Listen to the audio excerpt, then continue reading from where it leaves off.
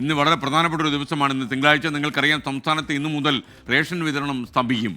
14,000-ലധികം ration വ്യാപാരികൾ കടയടച്ചിട്ട് പ്രതിഷേധിക്കുന്ന ദിവസമാണ്. അവർ അനിശ്ചിതകാല പണിമുടക്കിലേക്ക് കടക്കുന്നു എന്നുള്ളതാണ് ഏറ്റവും പ്രധാനപ്പെട്ട കാര്യം. ഗുണഭോക്താക്കൾക്ക് ഭക്ഷ്യധാന്യങ്ങൾ നിഷേധിച്ചാൽ ലൈസൻസ് റദ്ദ് ചെയ്യുമെന്ന ഭീഷണി സർക്കാരിൽ നിന്ന് വന്നിട്ടുണ്ട്.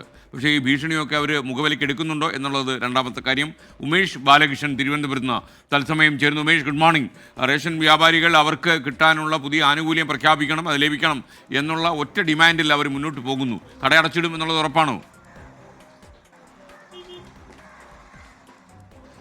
തീർച്ചയായും SKN, ഗുഡ് മോർണിംഗ്. എന്തായാലും ഞാനിപ്പോൾ നിൽക്കുന്നത് ഒരു റേഷൻ കടയുടെ മുന്നിലാണ്. ഇവിടെ 8:30-ക്കാണ്. നേരത്തെയുള്ള സമയം അനുസരിച്ചാണെങ്കിൽ 8 മണി മുതൽ 12 മണി വരെയാണ് രാവിലെയുള്ള സമയം. പക്ഷേ കഴിഞ്ഞ മാസം സമയക്രമം ചെറുതായിട്ട് മാറ്റിയിട്ടുണ്ട്. 8:30 മുതൽ രാവിലെ 12 മണി വരെയാണ് രാവിലെയുള്ള സമയം. അതിനുശേഷം 4 മണി മുതൽ വീണ്ടും 7 മണി വരെയാണ് റേഷൻ കടകൾ തുറന്നു പ്രവർത്തിക്കുന്നത്. എന്തായാലും തുറന്നു പ്രവർത്തിക്കാനുള്ള സമയമായിട്ടില്ല. പക്ഷേ ഈ പ്രദേശവാസികളോടെല്ലാം നമ്മൾ സംസാരിക്കുമ്പോൾ നേരത്തെ തന്നെ കഴിഞ്ഞ ദിവസങ്ങളിലെല്ലാം ഇവിടെ എത്തിയവരോട് പറഞ്ഞിരുന്നു 4-5 ദിവസം കട അവധിയായിരിക്കും എന്നുള്ള ഒരു നിർദ്ദേശം അല്ലെങ്കിൽ ഒരു മുന്നറിയിപ്പ് കൊടുത്തിരുന്നു. അതുകൊണ്ട് തന്നെ ആവശ്യമുള്ള ഭക്ഷ്യധാന്യങ്ങളെല്ലാം വാങ്ങണമെന്നുള്ള നിർദ്ദേശം നൽകിയിരുന്നു. അതുകൊണ്ട് തന്നെ ഈ കട അടക്കമുള്ളവ ഇന്ന് അടച്ചിടുമെന്ന് പ്രതീക്ഷിക്കുന്നുണ്ട്. എന്തായാലും കുറെ ഘട്ടത്തിലുള്ള ചർച്ചകൾക്ക് ശേഷമാണ് ഇപ്പോൾ ഒരു പ്രത്യക്ഷ സമരത്തിലേക്ക് റേഷൻ വ്യാപാരികൾ പോയത്. അവർക്ക് 7 വർഷം മുൻപ് വേതനം വർദ്ധിപ്പിച്ചതിന് ശേഷം ഇതുവരെ വേതനം വർദ്ധിപ്പിച്ചിട്ടില്ല. ഇപ്പോൾ സാധാരണഗതിയിൽ ഒരുപക്ഷെ ഈ 45 ക്വിൻ്റൽ ഭക്ഷ്യധാന്യങ്ങളെല്ലാം വിൽക്കുന്നവർക്ക് ഒരു മാസം 18,000 രൂപയാണ് കയ്യിൽ കിട്ടുന്ന ഒരു വേതനം, ശമ്പളം. അതിൽ നിന്ന് തന്നെ മറ്റ് ചിലവുകളെല്ലാം, ഒരു സ്റ്റാഫ് ഉണ്ടെങ്കിൽ അതിൻ്റെ ചിലവുകളെല്ലാം നടത്തിപ്പോകണം. അത് ഇവർക്ക് തികയുന്നില്ല.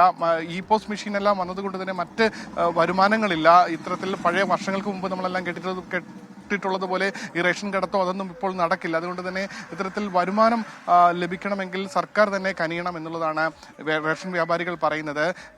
ധനമന്ത്രിയുമായിട്ടും ഭക്ഷ്യമന്ത്രിയുമായിട്ടും ചർച്ച നടത്തി, വിവിധ ഘട്ട ചർച്ചകൾ നടത്തി. ചർച്ചകൾ ഒന്നും വിജയിച്ചില്ല. ധനമന്ത്രി നിലവിൽ സാമ്പത്തിക സ്ഥിതിയിൽ വേതന വർധനവ് പ്രായോഗികമല്ല എന്നുള്ള ഒരു അഭിപ്രായം പറയുകയും ചെയ്തു. എന്തായാലും മുഖ്യമന്ത്രിയുടെ ഒരു ഉറപ്പ് കിട്ടിയാൽ തങ്ങൾ സമരം പിൻവലിക്കാമെന്നുള്ള ഒരു അവസാന ഒരു നിർദ്ദേശമാണ് അവർ നൽകിയത്. ഒരുപക്ഷെ ഈ സമരമെല്ലാം ആരംഭിച്ചു കഴിയുമ്പോൾ മുഖ്യമന്ത്രി ഈ വിഷയത്തിൽ ഇടപെടുകയും ഒരു ഉറപ്പ് ലഭിക്കുകയും ചെയ്യും എന്നുള്ള പ്രതീക്ഷ അവർക്കുണ്ട്. എന്തായാലും ഇന്ന് സംസ്ഥാനത്ത് ഭൂരിഭാഗം വരുന്ന റേഷൻ കടകളും അടച്ചിടും. അതുകൊണ്ട് തന്നെ തുടർ ചർച്ചകൾക്ക് അടിസ്ഥാനമായിരിക്കും റേഷൻ കടകൾ തുറന്നു പ്രവർത്തിക്കുന്നതുമായി ബന്ധപ്പെട്ടുള്ള തീരുമാനങ്ങൾ ഉണ്ടാവുക.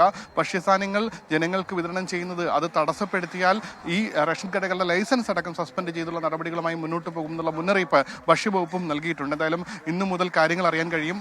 സർക്കാർ ഇടപെടൽ ഏത് രീതിയിലായിരിക്കും, റേഷൻ കടകൾ അടച്ചിട്ടതോടുകൂടി പൊതുജനങ്ങളുടെ ഭാഗത്തു നിന്നുള്ള പ്രശ്നങ്ങൾ ഏത് രീതിയിൽ വരും തുടങ്ങിയ കാര്യങ്ങളെല്ലാം.